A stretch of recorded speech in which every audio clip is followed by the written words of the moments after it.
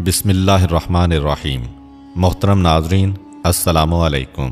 آج کی ویڈیو میں ہم رسول کریم صلی اللہ علیہ وآلہ وسلم کے اس سفر کی تفصیل بیان کریں گے جب آپ حضرت خدیجہ رضی اللہ تعالی عنہا کا سامان تجارت لے کر شام گئے تھے، اور اس سفر میں حضرت خدیجہ کا غلام میسرہ بھی آپ کے ساتھ تھا۔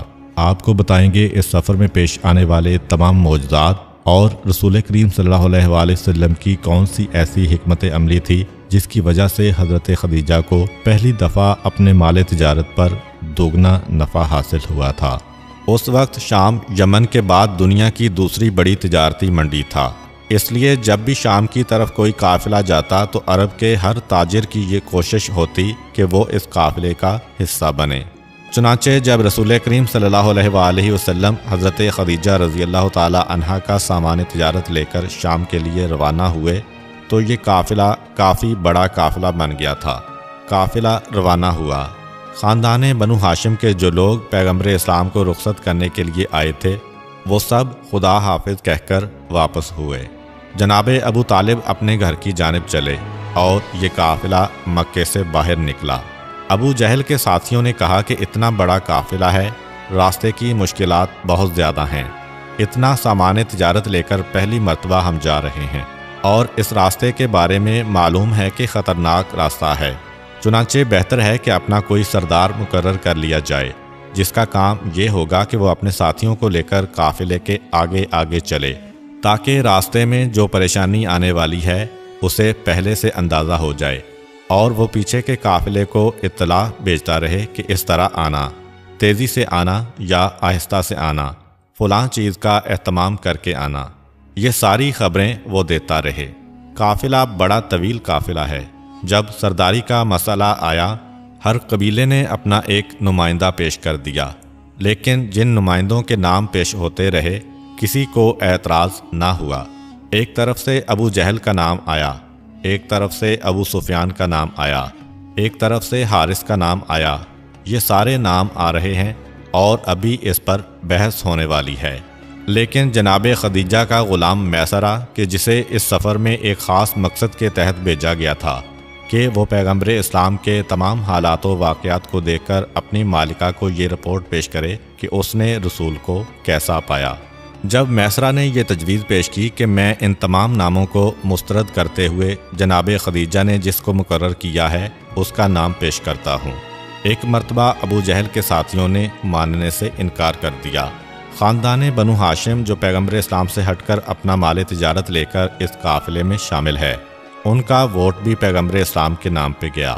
میسرہ بھی پیغمبر اسلام کا نام پیش کر رہا ہے جس کا سامان تجارت اس قافلے میں سب سے زیادہ ہے۔ اب یہ دو ووٹ ہو گئے۔ ابو جہل نے جب یہ دیکھا کہ باقی جتنے بھی نام ہیں وہ سب مسترد ہو جائیں گے تو اس نے تلوار نکال لی اور کہا کہ یہ نہیں ہو سکتا، اگر عبداللہ کے یتیم کو سردار بنایا گیا تو ہم اپنی تلوار اپنے سینے میں اتار کے خودکشی کر لیں گے، یہ ذلت و رسوائی ہم سے برداشت نہیں ہو سکتی کہ اس کی قیادت میں ہم سفر طے کریں۔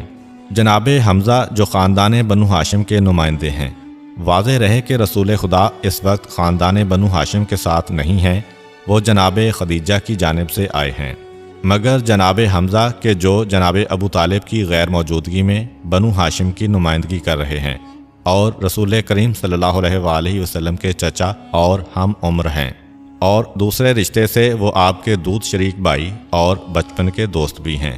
انہوں نے آگے بڑھ کر تلوار نکال لی اور ابو جہل سے کہا کہ خبردار، اگر تو نے میرے بھتیجے کی شان میں کوئی گستاخی کی تو یہیں پہ خون کی ندیاں بہہ جائیں گی۔ پیغمبر اسلام آگے بڑھے، چچا، سفر کی ابتدا میں فتنہ و فساد سے آغاز کرنا مناسب نہیں ہے، ایسا کریں کہ اس مسئلے کو مفاہمت سے سلجھا لیتے ہیں، آدھا دن قیادت ایک کے ہاتھ میں رہے اور آدھا دن دوسرے کے ہاتھ میں۔ ابو جہل نے سوچا کہ پہلا جو دن کا حصہ ہے صبح سے دوپہر تک، اس کے اندر ہمیں آگے رہنا چاہیے، اس لیے کہ اس وقت انسان تھکن اتار چکا ہوتا ہے، طاقت زیادہ ہوتی ہے، اس وقت ہم آگے رہیں گے، اور دوپہر سے شام تک جب تھکن بڑھ چکی ہوتی ہے اس وقت ہم پیچھے رہ کر آرام کریں، اور عبداللہ کے یتیم کو اس وقت قافلے کے آگے آگے رہ کر سارے قافلے کی حفاظت کرنا پڑے۔ पैगंबर इस्लाम उसकी इस शर्त को कबूल कर लेते हैं और ये मामला तय पा जाता है। चुनांचे काफ़िला चलने लगा और रसूल करीम सल्लल्लाहु अलैहि वसल्लम के वसीले से सफ़र की तमाम मुश्किलात हल होती जा रही हैं।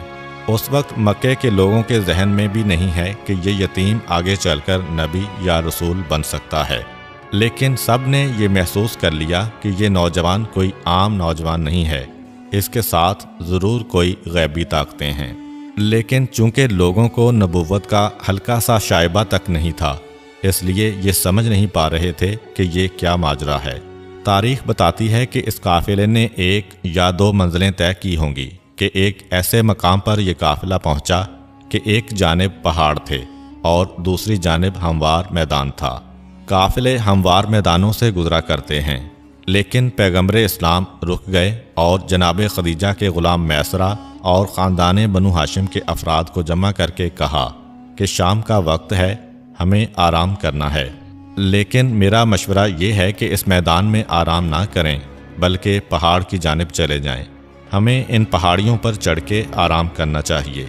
ये उन लोगों के लिए एक बड़ी अजीब व गरीब तजवीज़ बन गई कि इतने सारे ऊँट और इतना सारा सामान सफ़र मैदान से हम इसको पहाड़ पर ले जाएं और सुबह फिर वापस सबको लेकर आएं। ये तो बड़ा मुश्किल काम है। लेकिन चूंकि ये शाम का वक्त था और पैगंबर इस्लाम उस वक्त सरदार काफ़िला थे, चुनांचे काफ़िले वालों को आपकी बात मानना पड़ी। लेकिन सारे परेशानी के आलम में हैं और अबू जहल का प्रोपेगंडा जारी है कि देखो, जिसे हमने सरदार बनाने पे इत्तफाक कर लिया है, ये तो बिला वजह हमें ज़हमत व परेशानी में डाल रहा है। इसका नतीजा ये निकला कि बाकी सब तो पैगंबर के साथ बसद मुश्किल उन पहाड़ियों पे चढ़ गए। अगरचे हैरान तो थे कि ये पहाड़ियाँ कि जिनके बारे में हम ये सोच रहे थे कि सारे सामान को ले जाना नामुमकिन है, मगर इतनी मुश्किल भी ये पहाड़ियाँ साबित ना हुईं। कोई ऐसा राज, कोई ऐसा मौजज़ा है दरमियान में कि इतनी आसानी से हमारे ऊँट इन पहाड़ियों पर चढ़ गए। लेकिन बहरहाल फिर भी कुछ ज़हमत तो हुई। काफ़िले में से एक सरदार अकड़ गया, कहने लगा कि हरगिज़ नहीं, मेरा दिमाग ख़राब नहीं हुआ कि मैं फ़कत एक नातजर्बाकार नौजवान की बातों में आकर अपने 400 ऊँटों को पहाड़ियों पर चढ़ाऊँ। तुम्हें क्या हो गया है? तुम में से हर एक 25-25 और 50-50 सफ़र कर चुका है और इसके बावजूद इस वक्त एक ऐसी गलती कर रहे हो। मगर पैगंबर इस्लाम मशवरा दे चुके हैं और काफ़िले को बहरहाल पैगंबर इस्लाम के मशवरे पर अमल करना पड़ा। लेकिन अजीब बात यह हुई कि अभी काफ़िला ऊपर पहुंचा ही था और खैमे तक न लगाए गए थे, ऊँटों तक को ना बांधा गया था कि उस इलाके में एकदम से बादल आए और इतनी मूसलाधार बारिश हुई कि सैलाब की कैफियत पैदा हो गई। और देखते ही देखते वो सरदार जो अपने 400 ऊँट लेकर मैदान में बैठा था, वो अपने 400 ऊँटों समेत पानी के उस धारे में बहता हुआ जहन्नुम वासल हो गया। और हर एक हैरानों परेशान कि इस रास्ते से हम पहले भी गुजरे थे, मगर अंदाज़ा तक न था कि यहाँ पे कभी सैलाब भी आ सकता है। और फिर ये आज सैलाब आया और आज ही हमारे सरदार ने हमें पहाड़ी पर चढ़ने का मशवरा दिया। अबू जहल के ग्रुप के अलावा सारे काफ़िले के लोगों में एक ख्याल पैदा हुआ कि जिसे हमने सरदार बनाया है वो इंतहाई दानिशमंद है, हमारे फ़ायदे का ख्याल रखता है। एक एहतराम रसूल दिलों में पैदा होने लगा। ये सब देखकर अबू जहल और उसके साथियों के दिलों में हसद की आग बढ़ती जा रही है। लेकिन इसके बाद फिर एक परेशानी का मरहला आ गया। 4 दिन मुसलसल बारिश होती रही और सैलाब की कैफियत तारी रही। चारों तरफ पानी खड़ा हो चुका है।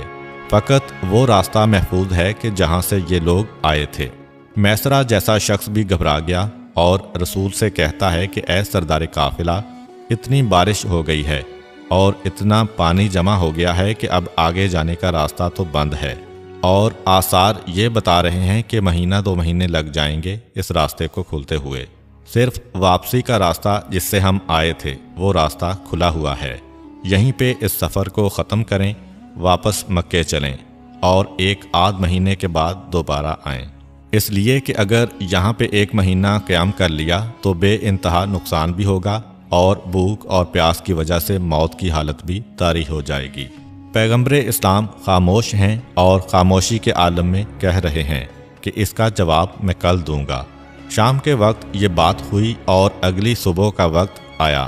پیغمبر اسلام خاندان بنو ہاشم اور جناب خدیجہ کے غلام میسرہ کو لے کر اس مقام پر جا کے کھڑے ہو گئے کہ جہاں سے آگے بڑھنے کا راستہ تھا اور دور تک پانی ہی پانی ہے، اور پیغمبر اسلام اپنے ساتھیوں سے کہہ رہے ہیں کہ اس وقت تم میں سے جو میری بات ماننے کو تیار ہے وہ اپنے سامان کو تیار کر لے، ہم اسی مقام سے گزریں گے۔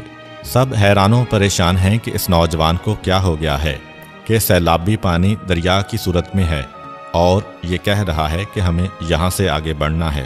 حیرت کے عالم میں ایک دوسرے کو دیکھ رہے ہیں، مگر یہ دیکھ کر حیرت اور بڑھتی گئی کہ اس نے اعلان کر دیا مگر آگے نہیں بڑھ رہا اور وہیں کھڑا ہے، اور پیغمبر چاروں طرف نگاہ ڈال رہے ہیں کہ ایک دم پہاڑ کی چوٹی سے ایک سفید پرندہ اڑ کے آیا جس کی چونچ میں درخت کی ایک شاخ تھی، اور روایت یہ ہے کہ وہ سیلابی پانی سے اس طرح اڑ کے گیا کہ اس کے منہ میں جو شاخ ہے اس سے پانی پر ایک لکیر سی بنی، اور جیسے ہی وہ لکیر بنی ایک راستہ سا بن گیا۔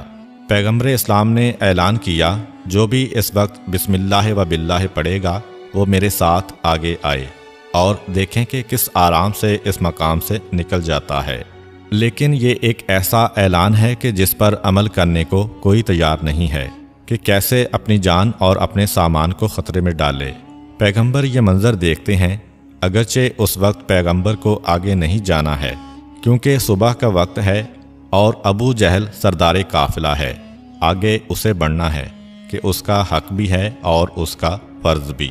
مگر پیغمبر نے جب اسے خاموش دیکھا تو اس سے کہا کہ اگر تو آگے نہیں بڑھتا تو میں آگے جاؤں گا۔ اب وہ خاموش ہے، نہ ہاں کہہ سکتا ہے نہ کہہ سکتا ہے، لیکن اس کی خاموشی کو دیکھ کے پیغمبر اسلام بسم اللہ و باللہ کہتے ہوئے آگے بڑھے، اور پیغمبر کے ساتھ پیغمبر کا سامان تجارت ہے۔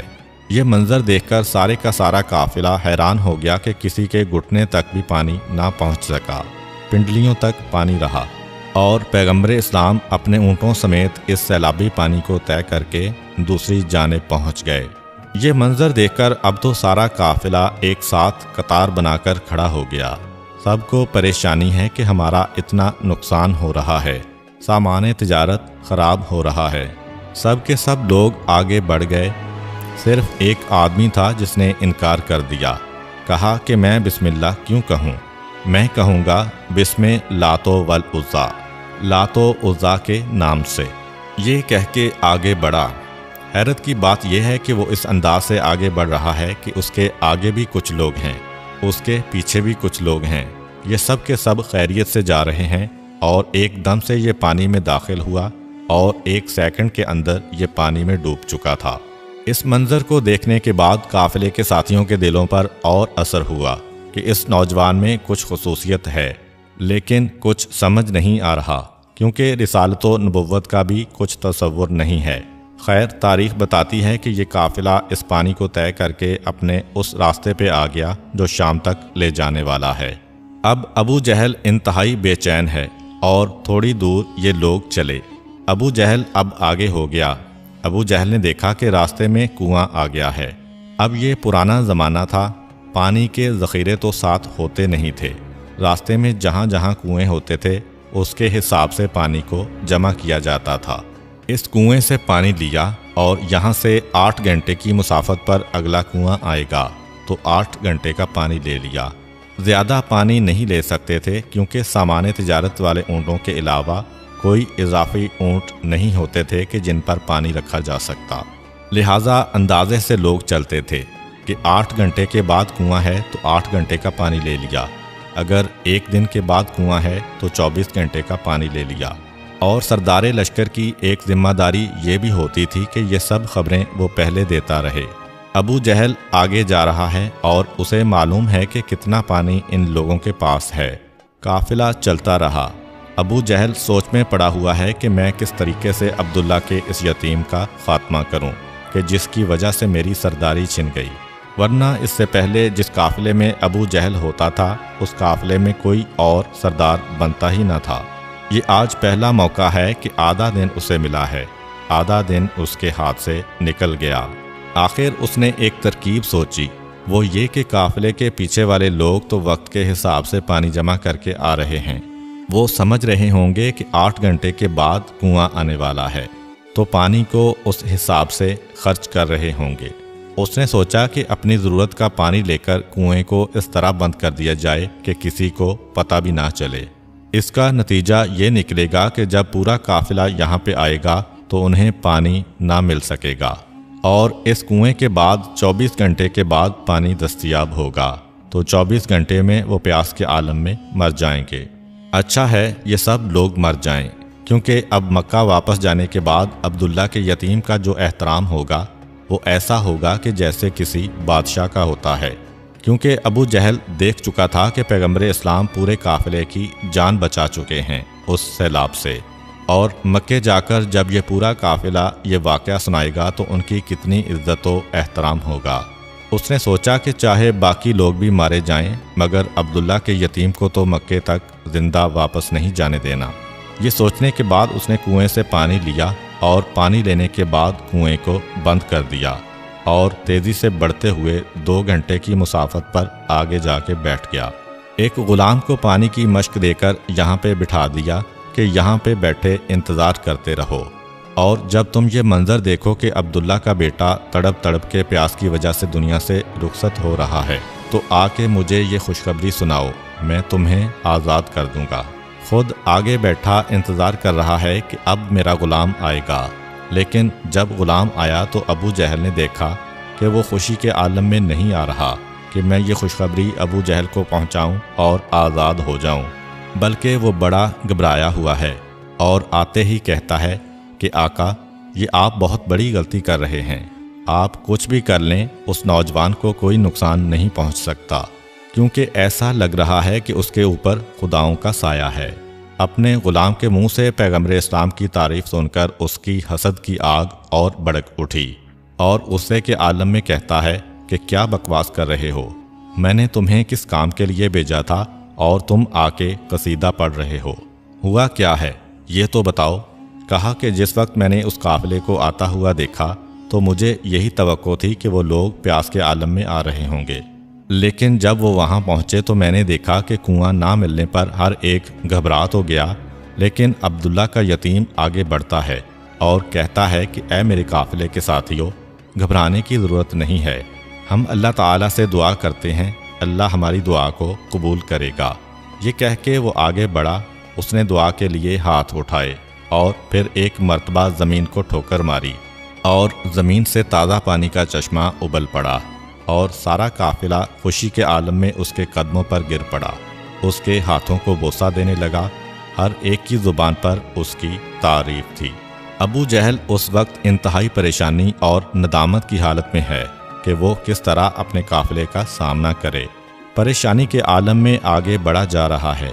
روایت میں ہے کہ شام کی سرحد کے قریب ایک مقام پر اس کا اونٹ کھجور کے ایک درخت کے قریب سے گزرا کہ اچانک اس کھجور کے درخت کی اوٹ سے ایک انتہائی خوفناک اژدہا نکل کے اس انداز سے آگے آیا کہ ابو جہل کا اونٹ بڑک کے بھاگا، اور اس نے ابو جہل کو زمین پہ گرایا۔ اس کی پسلیوں میں انتہائی شدید چوٹ آئی، اور اس کا اونٹ ڈر کے مارے صحرا میں فرار اختیار کر جاتا ہے۔ ابو جہل گھبرا کر اپنے ساتھیوں سمیت 1 گھنٹے کی مسافت پر پیچھے چلا گیا، اور اپنے ساتھیوں سے کہا کہ خدا نے ہمیں عبداللہ کے یتیم کو نقصان پہنچانے کا ایک موقع اور دیا ہے، یہیں ٹھہر جاؤ اور دیکھو کہ میں کیا کرتا ہوں۔ 1 گھنٹے کی مسافت پر ٹھہرا ہوا ہے، یہاں تک کہ وہ پیچھے کا قافلہ آیا اور ابو جہل سے آ کے مل گیا۔ ابو جہل سے پوچھا کہ کیا بات ہے، تم تو سردار ہو، تمہیں تو آگے آگے رہنا ہے، انتظار کس بات کا کر رہے ہو؟ ابو جہل ہاتھوں کو جوڑ کر آگے بڑھتا ہے اور پیغمبر اسلام کے پاس پہنچ کر کہتا ہے کہ اے عبداللہ کے یتیم، میں نے بڑی غلطی کی تھی کہ تیری موجودگی میں اس قافلے کی سرداری سنبھالی تھی، مجھے معلوم نہیں تھا کہ میں کیسی حماقت کر رہا ہوں، تیرے آگے کسی کو حق ہی نہیں ہے۔ اب آج سے میں بھی یہ اعلان کرتا ہوں کہ تو پورا دن اس قافلے کا سردار ہوگا اور ہم لوگ پیچھے پیچھے چلیں گے، تم آگے آگے چلو گے۔ اتنا سننا تھا کہ پیغمبر اسلام کے چچا حضرت عباس خوشی کے عالم میں آگے بڑھے، پیغمبر اسلام سے گلے لگتے ہیں اور کہتے ہیں کہ اے میرے بھتیجے، کتنا مبارک دن ہے کہ ابو جہل جیسا دشمن بھی تمہاری عزت و عظمت کا اعتراف کر رہا ہے۔ پیغمبر اسلام صلی اللہ علیہ وآلہ وسلم مسکرائے اور کہا کہ چچا، آپ ابو جہل کی باتوں میں نہ آئیے، اس میں دھوکہ اور فریب محسوس ہو رہا ہے، اور ضرور کوئی نہ کوئی ایسی بات ہے کہ جس کی وجہ سے ابو جہل نے اس طرح اپنے آپ کو بدلا ہے۔ آپ لوگ ٹھہریے، میں چل کے دیکھتا ہوں۔ اب پیغمبر اسلام آگے آگے ہیں، قافلہ پیغمبر کے ساتھ ساتھ ہے مگر تھوڑے فاصلے پر ہے، تاکہ اگر کوئی اس قسم کا واقعہ پیش آئے تو قافلے والے محفوظ رہیں۔ اور ابو جہل اس خوشی کو اپنے سینے میں چھپائے ہوئے آگے بڑھ رہا ہے۔ چنانچہ ایک وقت آیا کہ پیغمبر اسلام کا اونٹ اسی کھجور کے درخت کے پاس پہنچا، اور وہ خوفناک اژدہا اس کی اوٹ سے پہلے کی طرح باہر نکلا۔ پیغمبر اسلام کا اونٹ ڈر کے مارے فرار اختیار کرنا چاہتا ہے کہ پیغمبر نے اپنا ہاتھ اس کے چہرے پر رکھا اور کہا کہ ٹھہر جا، اور ادھر اس اژدہے کو دیکھا اور کہا کہ تو کون ہے؟ کیا تجھے پتہ نہیں ہے کہ مخلوق خدا کو اذیت پہنچانے کو اللہ نے حرام قرار دیا ہے؟ وہ اژدہا ایک مرتبہ گھبرا کے کہتا ہے کہ آپ کون ہیں؟ کیا مکہ سے آ رہے ہیں؟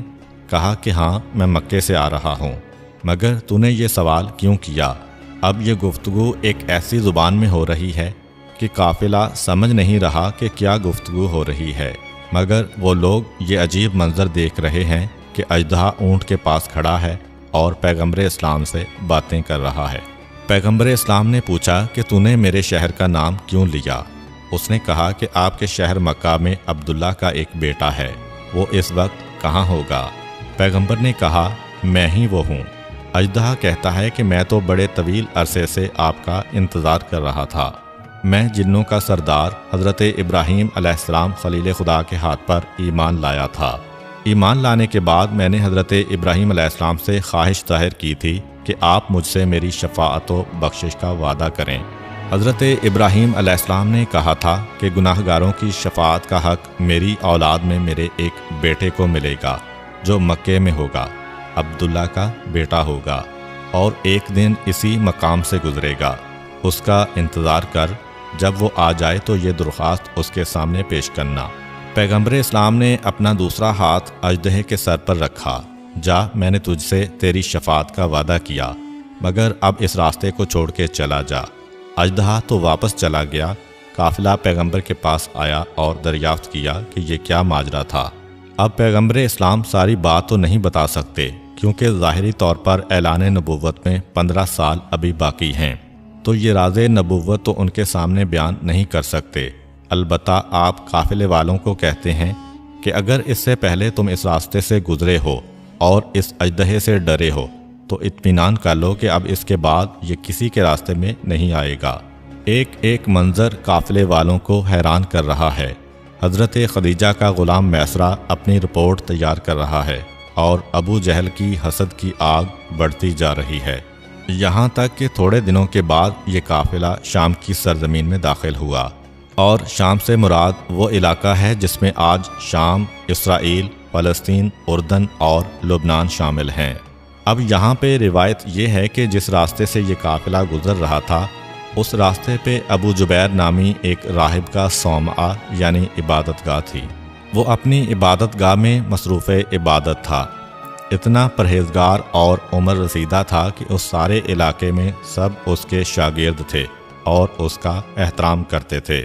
زیادہ پڑھنے اور زیادہ رونے کی وجہ سے اس راہب کی آنکھوں کی بینائی کمزور ہو چکی تھی۔ اب یہ زیادہ کیا پڑھتا تھا، زیادہ کس بات پہ روتا تھا؟ اس بارے میں روایت ہے کہ اس کے پاس تورات و انجیل کا وہ نسخہ تھا جو حضرت موسیٰ و حضرت عیسیٰ علیہ السلام نے اپنے ماننے والوں کو دیا تھا۔ مسلسل یہ اس کو پڑھتا ہے، مگر ساری کتاب تو نہیں، تورات کے اس حصے کو اور انجیل کے اسی حصے کو جس میں پیغمبر اسلام کی آمد کی خبر دی گئی تھی، پیغمبر کی نشانیاں بتائی گئی تھیں۔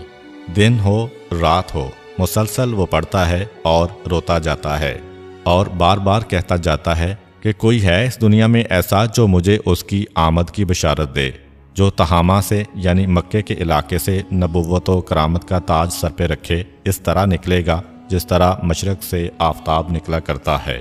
ارے کوئی ہے جو میری موت سے پہلے میرے کانوں میں یہ بشارت ڈال دے کہ وہ آنے والا آ گیا ہے۔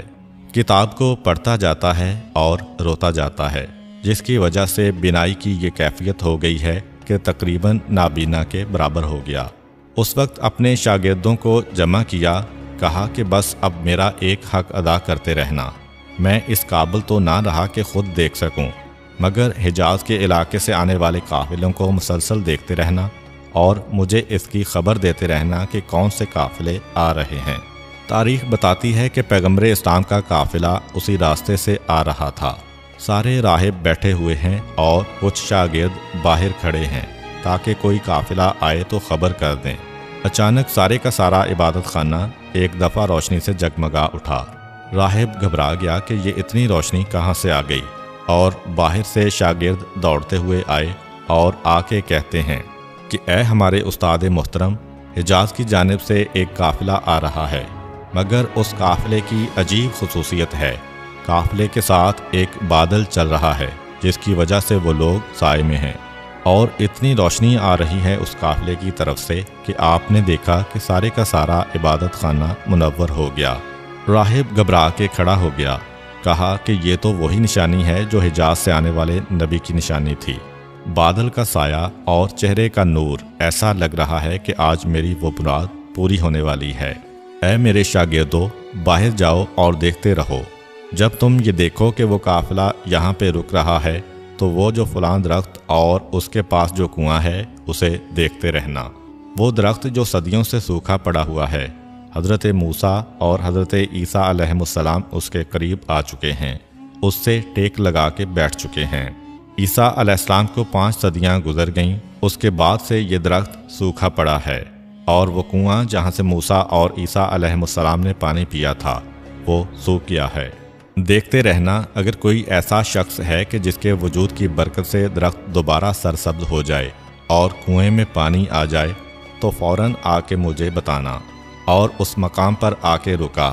پیغمبر اسلام کا یہ طریقہ تھا کہ جب قافلہ اتر جاتا تھا تو پیغمبر اسلام اپنے قافلے سے الگ ہو جاتے تھے، سب کے ساتھ نہیں بیٹھتے تھے بلکہ کسی گوشے میں جا کے بیٹھتے تھے جہاں اکیلے اور تنہا ہوں، مصروف عبادت ہو جاتے تھے یا اللہ سے باتیں کرتے تھے۔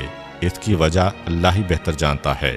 راہب کے شاگردوں نے دیکھا کہ قافلہ آ کے رک گیا، اس میں سے ایک نوجوان کھڑا ہوا اور الگ ہونے لگا، لیکن جب وہ نوجوان الگ ہوا تو وہ بادل بھی اس کے ساتھ ساتھ حرکت کرنے لگا اور وہ روشنی بھی اس نوجوان کے ساتھ جانے لگی، اور یہ نوجوان اس درخت کے ساتھ ٹیک لگا کے بیٹھ گیا۔ دیکھتے ہی دیکھتے وہ درخت سرسبز ہو گیا۔ تھوڑی دیر کے بعد یہ دیکھا کہ یہ نوجوان آگے بڑھا اور کنویں کے قریب پہنچا، اپنے لعاب دہن کو اس کنویں میں ڈالا۔ راہب دوڑ کے اس کنویں کے پاس پہنچے تو دیکھا کہ تازہ پانی اس کنویں میں جوش مار رہا ہے۔ دوڑ کر عبادت خانے میں واپس آئے اور اپنے استاد محترم ابو جبیر کو بتایا۔ یہ سنتے ہی وہ کھڑا ہو گیا اور کہنے لگا کہ آج پروردگار نے میری دعا سن لی ہے، جاؤ اور جا کے سارے قافلے والوں کو کہو کہ میری طرف سے ان کی دعوت ہے۔ یہ شاگرد دعوت کا پیغام لے کر ابو جہل کے پاس پہنچے اور کہا کہ ہمارے استاد نے تمہیں بلایا ہے۔ حیران ہو کر ابو جہل اپنے ساتھیوں سے کہنے لگا کہ 20 دفعہ ہم یہاں سے گزر کر گئے ہیں، آج تک ہمیں کبھی دعوت نہیں آئی، یہ آج کس خوشی میں دعوت ہو رہی ہے، لیکن چلو اس سے اچھا اور کیا ہوگا کہ ہم کھانا بنانے کی زحمت سے بچ جائیں گے۔ یہ کہہ کر چلنے لگے تو قافلے میں سے ایک آدمی نے کہا کہ ہمارا اتنا قیمتی سامان تجارت پڑا ہوا ہے، یہاں پر کس کو چھوڑ کر جائیں؟ ابو جہل کی خواہش یہ تھی کہ رسول کسی طرح اس دعوت میں نہ جانے پائیں۔ طنزیہ انداز میں کہتا ہے، گھبرانے کی کیا بات ہے، ہمارے پاس امین موجود ہے، امین کو چھوڑ جاؤ امانت کے لیے اور ہم سب کے سب چلتے ہیں۔ یہ تجویز سب کو پسند آ گئی۔ پیغمبر اسلام کے پاس آ کر درخواست کی کہ اتنا سارا سامان ہے، آپ کے علاوہ اور کسی پہ بھروسہ نہیں ہے۔ پیغمبر وہاں پر بیٹھ گئے اور یہ سب کے سب دعوت میں پہنچے۔ جب یہ لوگ بیٹھ چکے تو وہ استاد ایک مرتبہ اپنی جگہ سے کھڑا ہوا اور ایک ایک کے قریب پہنچ کر اس کا چہرہ دیکھنے لگا۔ کیونکہ نظر بہت کمزور ہے، بالکل قریب آتا ہے تو نظر آتا ہے۔ سب کو دیکھ لیا اور گھبراہٹ کے عالم میں ایک کونے میں جا کر کھڑا ہو گیا۔ راہب کے شاگردوں نے جب اپنے استاد کی عدم دلچسپی دیکھی تو وہ بھی پیچھے ہٹ گئے۔ ابو جہل نے دیکھا کہ یہ تو ماجرا ہی کچھ اور ہو گیا۔ دسترخوان پہ لا کے بٹھا دیا، خالی پلیٹیں رکھی ہیں، نہ کھانا ہے نہ کوئی کھانے کی دعوت دینے والا ہے۔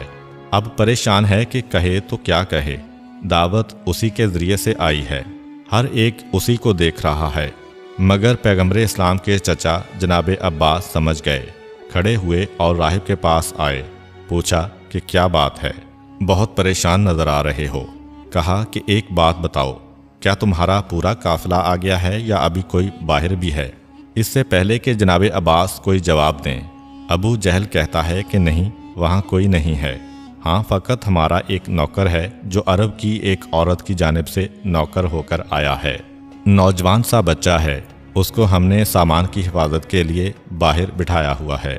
جناب حمزہ نے یہ توہین آمیز جملے سنے تو غصے کے عالم میں تلوار نکال کے کھڑے ہو گئے اور کہا کہ خبردار، اگر آئندہ ایسا جملہ تمہاری زبان سے نکلا تو تمہاری گردن اڑا دوں گا۔ ابو جہل خاموش ہو کر بیٹھ گیا۔ جناب عباس کہتے ہیں کہ نہیں، وہ ہمارا بھتیجا ہے، مگر تمہیں اس سے کیا کام ہے؟ کہا کہ میں ایک ایسے شخص کی تلاش میں ہوں جس میں یہ نشانیاں ہوں۔ یہ کہہ کے 4-5 نشانیاں بتائیں۔ جناب عباس کو تو معلوم ہے کہ یہ نشانیاں کس میں ہیں۔ کہا کہ اگر تم خود چلو گے تو پہچان لو گے؟ جواب دیا کہ یقیناً پہچان لوں گا۔ جناب عباس اس کو لے کر باہر آئے، پیغمبر اسلام کے قریب پہنچے۔ پیغمبر اسلام کے قریب پہنچتے ہی وہ بے اختیار کہتا ہے کہ یہی تو تھا جس کا مجھے انتظار تھا، اسے تم نے کہاں چھوڑ دیا ہے؟ جناب عباس حیران ہو کر اس سے پوچھتے ہیں کہ یہ فرق کیوں ہے؟ اس سے پہلے تو جب کسی کو تم دیکھتے تھے تو بالکل اپنی آنکھیں اس کے چہرے کے قریب لے جاتے تھے اور یہاں دور سے دیکھ کے پکار اٹھے۔ کہا کہ ہاں، میں نے خدا سے دعا مانگی، جب تمہارے چہرے دیکھ رہا تھا تو نابینا تھا، لیکن جیسے ہی اس کے چہرے پر نظر پڑی تو میری آنکھوں کی جوانی والی بینائی واپس آ گئی، اور یہی نشانی مجھے بتائی گئی تھی آخری پیغمبر کی۔ یہ کہہ کر پیغمبر اسلام کے قریب آیا۔ جناب عباس آگے نہ بڑھے۔ یہ تو نہیں پتا کہ میرا بھتیجا نبی ہے، مگر یہ معلوم ہے کہ کون سے مقامات ہیں کہ جہاں مجھے پیچھے رہنا ہے۔ وہ پیچھے رہے۔ راہب آگے آتا ہے، پیغمبر کو سلام کیا مگر اور کوئی بات نہ کی، صرف اتنا کہا کہ دعوت میں آپ کا انتظار ہو رہا ہے۔ پیغمبر جواب دیتے ہیں کہ اس سامان کی حفاظت میری ذمہ داری ہے، میں کیسے جاؤں؟ کہا کہ آپ گھبرائیے نہیں۔ اپنے شاگردوں کو بلا کر سامان کی حفاظت کے لیے چاروں طرف کھڑا کیا اور کہا کہ اگر ایک سوئی بھی غائب ہو جائے تو میں اس کا ضامن ہوں، میں اس کی ادائیگی کروں گا، آپ میرے ساتھ چلیں۔ یہ کہہ کے پیغمبر کو لے کے چلا، مگر وہاں نہیں جہاں سب جمع تھے، اپنے خاص کمرے کی جانب جس کا دروازہ چھوٹا تھا۔ یہ چھوٹا دروازہ اس نے پہلے سے بنوایا تھا، اس کو معلوم تھا کہ ایک دن آخری نبی میرے یہاں آئے گا۔ پیغمبر اسلام کی خصوصیات میں سے ایک یہ تھی کہ آپ کے جسم پہ ہر لباس پورا آ جاتا تھا، بڑا لباس پہنے تو وہ خود بخود چھوٹا ہو جاتا تھا، اور چھوٹے لباس کو پہنے تو لباس خود بخود پھیل جاتا تھا۔ اسی طرح پیغمبر اسلام کی ایک خصوصیت یہ بھی تھی کہ پیغمبر کو اللہ تعالیٰ کے علاوہ نہ کسی کے آگے سر کو جھکانا پڑا، نہ گردن۔ یہی وجہ تھی کہ اگر کسی مقام پر دروازہ بہت چھوٹا ہے تو عام آدمی ہے تو اس کو جھک کر گزرنا پڑے گا، لیکن پیغمبر اسلام گزرتے تو وہ چھوٹا دروازہ خود بخود بڑا ہو جاتا تاکہ پیغمبر اسلام کی پیشانی نہ جھکنے پائے۔ اور یہ نشانی اس راہب کو بھی معلوم تھی، چنانچہ وہ اس کمرے میں لے کے گیا جس کا دروازہ چھوٹا تھا، صرف یہ دیکھنے کے لیے کہ اتنی ساری نشانیوں کے بعد یہ آخری نشانی بالکل ثابت کر دے گی۔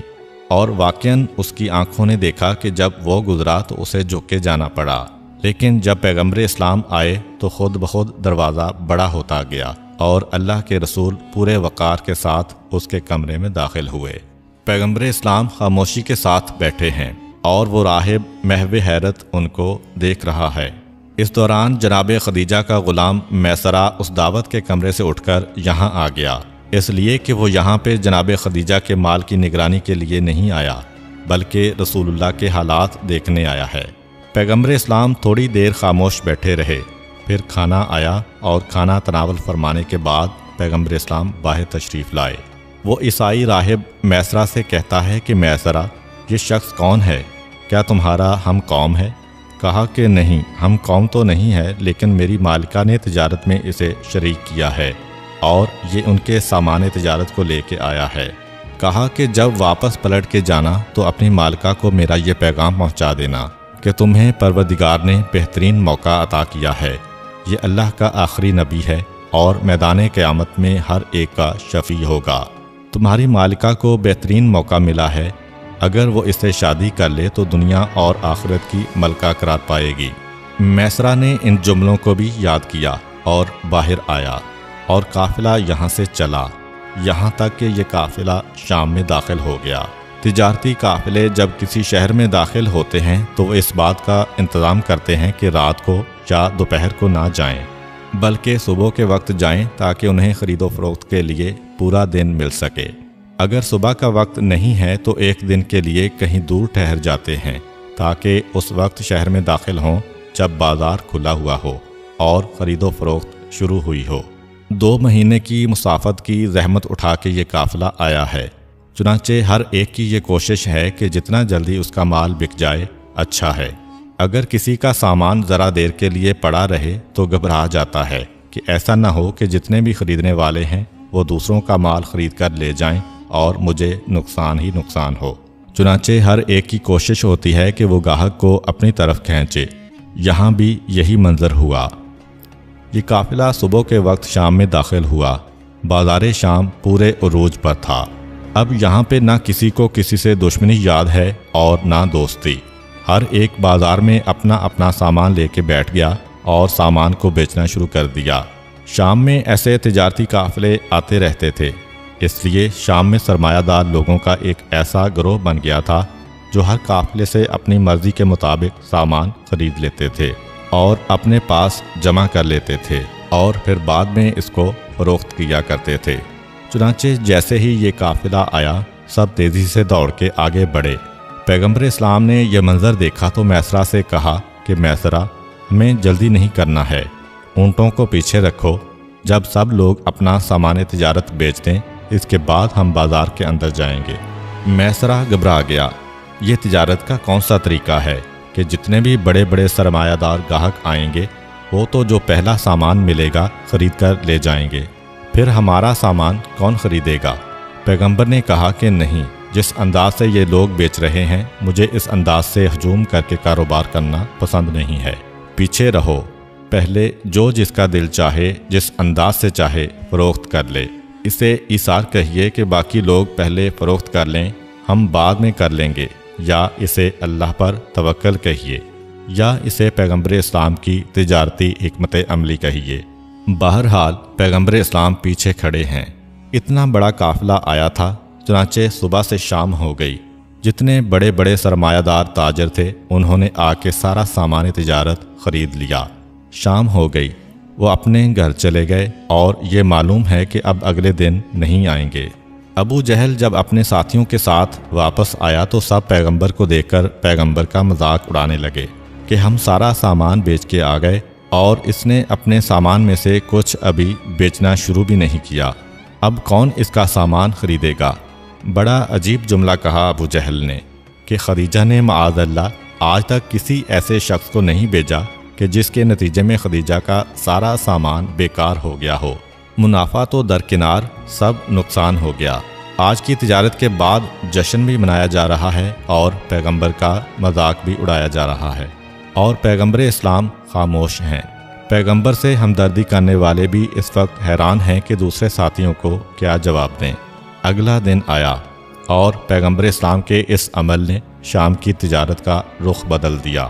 اگلے دن پیغمبر اسلام کا سامان تجارت بازار میں آیا اور یہ اگلا وہ دن تھا کہ جس کی وجہ سے تاجروں کو بڑا نقصان ہوتا تھا۔ ہوتا یہ تھا کہ آج سامان تجارت آیا، جتنے بھی سرمایہ دار ہیں جن کے پاس پیسہ زیادہ ہے، جو سارا سامان خرید سکتے ہیں وہ خرید لیتے تھے۔ خریدنے کے بعد اب شام کے اطراف میں جو چھوٹے چھوٹے دیہات ہیں، یہاں پہ جو بڑے بڑے ذمہ دار ہیں، پیسہ ان کے پاس بھی بہت ہے، مگر ان کو ایک نقصان ہے، اور وہ یہ کہ جب قافلہ آتا ان کو شام تک اطلاع ملتی تھی اور وہ اگلے دن سامان خریدنے کے لیے آ سکتے تھے، اور پہلے دن تو شام کے رہنے والے سامان لے جاتے تھے۔ ہوتا یہ تھا کہ قافلے والے تو اپنا سامان تجارت بیچ کے چلے جاتے تھے، اب جو ضرورت کا سامان ہے وہ ان بڑے بڑے آدمیوں کی دکان میں ہے جنہوں نے کل سامان خریدا تھا۔ انہوں نے 2 روپے کی چیز خریدی تھی، آج وہ 5 روپے کی بیچ رہے ہیں، اور بازار میں چونکہ اور کوئی سامان نہیں ہے تو ان لوگوں کو یہ مہنگا سامان خریدنا پڑتا تھا۔ اب نتیجہ یہ ہوا کہ پہلے دن سب کا سامان بک گیا، اگلے دن پیغمبر اسلام اپنا سامان تجارت لے کے آئے تو ہوا یہ کہ جو اطراف کے لوگ پہنچے تھے آج پہلی دفعہ انہوں نے دیکھا کہ بجائے اس کے کہ ہم ان بڑے بڑے سرمایہ داروں کی دکان پہ جائیں، بازار میں اب تک سامان موجود ہے، اور حیرت کی بات یہ ہے کہ سرمایہ دار کی دکان سے خریدیں گے تو وہ 5 روپے کا بیچے گا، یہاں پہ یہ سامان 4 روپے کا مل رہا ہے، جبکہ یہی سامان کل وہ لوگ 2 روپے کا خرید کے گئے تھے، لیکن آج 4 روپے کا سامان بھی ان لوگوں کو سستا محسوس ہو رہا ہے، کیونکہ یہ لوگ بعد میں آیا کرتے تھے اور اس مڈل مین کی دکان سے خریدا کرتے تھے جو اپنا نفع رکھ کے 2 روپے کی چیز کو 5 میں بیچا کرتا تھا، اور آج یہ لوگ پیغمبر اسلام سے ڈائریکٹ خرید رہے ہیں۔ چنانچہ جو چیز کل ابو جہل نے 2 روپے کی بیچی تھی آج وہی چیز پیغمبر کے سامان میں 4 روپے کی بک رہی ہے، اور خریدنے والا خوشی سے لے جا رہا ہے کیونکہ دکان سے یہی چیز اسے 5 روپے کی ملنا تھی۔ یہ منظر سارا قافلہ دیکھ رہا ہے کہ اس حد تک پیغمبر اسلام کے اس سامان تجارت کی فروخت سے نفع حاصل ہوا ہے۔ میسرہ کو یقین نہیں آ رہا ہے کہ آج تک میری مالکہ نے انتہائی تجربہ کار لوگوں کو بھی بیچا ہے، مگر ڈبل نفع یہ پہلی مرتبہ ملا ہے، اور اس طرح کے گاہک خوشی سے دے رہا ہے، اور پیغمبر اس کے ساتھ کسی قسم کی زبردستی بھی نہیں کر رہے۔ جس وقت یہ منظر دیکھا تو اب ابو جہل کو اپنی غلطی کا احساس ہوا، اب پتہ چلا کہ کاروبار میں صبر اور مناسب موقع کا انتظار بھی کتنا ضروری ہے۔ تاریخ کہتی ہے کہ جس وقت یہ سامان تجارت بک رہا تھا تو سارے شہر میں ایک شور سا ہو گیا کہ آج اتنا سستا سامان بک رہا ہے۔ ایک یہودی عالم تک یہ بات پہنچی، اسے معلوم تھا کہ آخری نبی جب شام آئے گا تو اس انداز کا واقعہ پیش آئے گا۔ وہ گھوڑے پہ سوار ہو کے تیزی سے بازار میں پہنچا، پیغمبر کے چہرے کو دیکھا تو پہچان لیا کہ یہ وہی نبی ہے کہ جس کا ہمیں انتظار تھا، جسے ہم اس کی پیدائش کے وقت سے ہی ڈھونڈ رہے تھے، مگر آج یہ یہاں آیا ہے تو اس حالت میں کہ اس کے ساتھ اس کا پورا قبیلہ ہے۔ گھبرا کے اپنے ساتھیوں سے کہنے لگا کہ غضب ہو گیا، وہ آ گیا ہے جو ہمارے دین کو ختم کرے گا، ہماری عورتوں کو بیوہ کرے گا، اور اسے اس قابل نہ رہنے دو، مگر کیا کریں، کس طرح پیغمبر پہ حملہ کریں؟ پیغمبر کے ساتھی بھی کم نہیں ہیں، اور پھر شام کا بازار بھی پیغمبر کا حمایتی بن چکا ہے۔ اس نے ایک ترکیب سوچی، پیغمبر اسلام کے پاس سامان تجارت کی چند آخری بوریاں رہ گئی تھیں، پاس آیا اور کہنے لگا کہ یہ سامان کتنے کا ہے؟ پیغمبر نے کہا کہ 500 درہم۔ اس نے کہا کہ یہ سارا میں خریدنے کو تیار ہوں، لیکن پیسے میرے گھر میں پڑے ہیں، میرے ساتھ میرے گھر چلو، آخری سامان ہے، اس کے بعد تو تمہیں یہاں کھڑا بھی نہیں ہونا، میں پیسے دیتا ہوں اور سامان لے جاتا ہوں۔ پیغمبر نے کہا کہ ٹھیک ہے، اور اس کے ساتھ چلے۔ وہ پیغمبر اسلام کو گھر میں لے کے آیا اور انہیں بٹھایا، کہا کہ میں پیسے لے کے آتا ہوں۔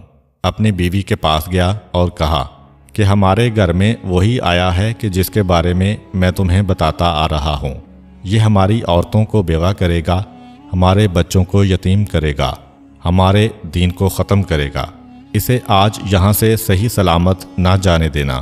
بیوی کہتی ہے کہ کیا کروں؟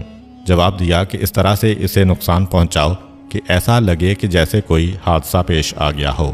یہ چکی کا پارٹ لے کر مکان کی چھت پہ کھڑی ہو جاؤ، اور جیسے ہی یہ شخص گھر سے باہر نکلے ویسے ہی یہ چکی اس کے سر پر پھینک دینا، تاکہ کہنے کو بھی یہ موقع ہو کہ وہ گھر کی چھت پہ چکی لے کر کھڑی تھی۔ اتفاق سے اس کے ہاتھ سے گر پڑی، اور اس طرح ہمارے دشمن کا خاتمہ ہو جائے گا۔ شوہر اور بیوی میں بات طے پا گئی۔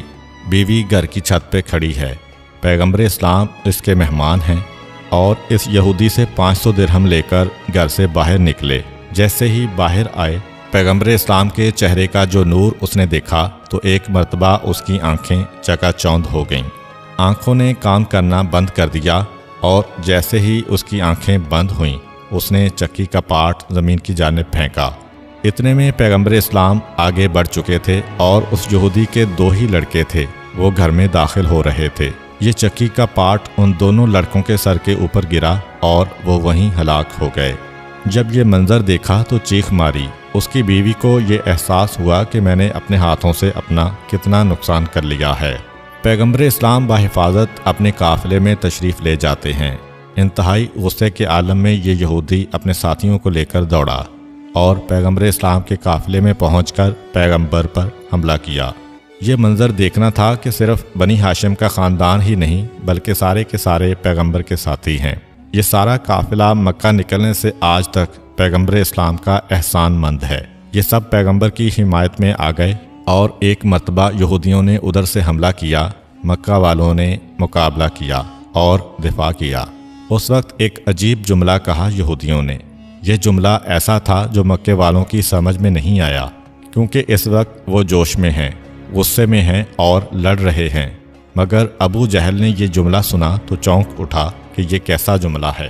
कहता है कि मक्के वालों, तुम्हें क्या हो गया है? इसकी तरफ से लड़कर मेरा मुकाबला कर रहे हो। मैं इससे अपने बेटों की वजह से लड़ने नहीं आया, मैं इसलिए लड़ने आया हूँ कि ये मेरे दीन का खात्मा करेगा, हमारी औरतों को बेवा बनाएगा, बच्चों को यतीम करेगा। मक्के वालों, आज तुम जिसकी हिमायत कर रहे हो, जब यह तुम्हारे सामने अपने दीन को पेश करेगा तो याद रखो कि फिर तुम इसको ढूंढ रहे होगे, इसे ख़त्म करने के लिए, और ये तुम्हारी औरतों को बेवा कर रहा होगा, तुम्हारे बच्चों को यतीम कर रहा होगा। अरे तुम क्या गलती कर रहे हो? कल का काम आज कर डालो। आज तुम इसको बचा रहे हो, कल तुम पछताओगे। यह जुमला दूसरों की समझ में नहीं आया, लेकिन आज भी अगर हम तारीख़ इस्लाम देखें तो अंदाज़ा होता है कि वो यहूदी तौरात की रोशनी में बात बिल्कुल सही कह रहा था कि यही मक्के वाले जो आज रसूल की हिमायत में तलवार निकाल रहे हैं, कल ऐलान रिसालत के बाद मौका तलाश करेंगे पैगंबर को नुकसान पहुंचाने का। और कभी जनाब अबू तालिब, कभी जनाब हमज़ा और कभी जनाब खदीजा डाल बन के सामने आ जाएंगे। लेकिन आज कुदरत ने यही दिखाया, ये है मेरी कुदरत कामिला, कि वही लोग जो कल पैगंबर को नुकसान पहुंचाने वाले हैं आज पैगंबर की तरफ से दिफा कर रहे हैं। और जब यहूदी ने देखा कि कोई असर नहीं होता और इस वक्त सारा शाम और ये इतना बड़ा काफिला इसके साथ है, तो वो खामोश हो गया और अब ये काफिला मक्का की जानिब वापस चला। नाजरीन, इंशाअल्लाह इससे अगली वीडियो में हम हज़रत खदीजा रज़ी अल्लाह ताला अन्हा की तरफ से पैगंबर इस्लाम को शादी का पैगाम भिजवाने और फिर इन दोनों हस्तियों की शादी का मुकम्मल वाक़या बयान करेंगे। उम्मीद करता हूँ कि आपको आज की वीडियो अच्छी लगी होगी। अगर आपको हमारी वीडियो अच्छी लगी है तो वीडियो को लाइक करें और मज़ीद इस तरह की वीडियोस देखने के लिए हमारा चैनल सब्सक्राइब कर लें। मिलते हैं नेक्स्ट वीडियो में। इजाज़त दीजिए। अल्लाह हाफिज़।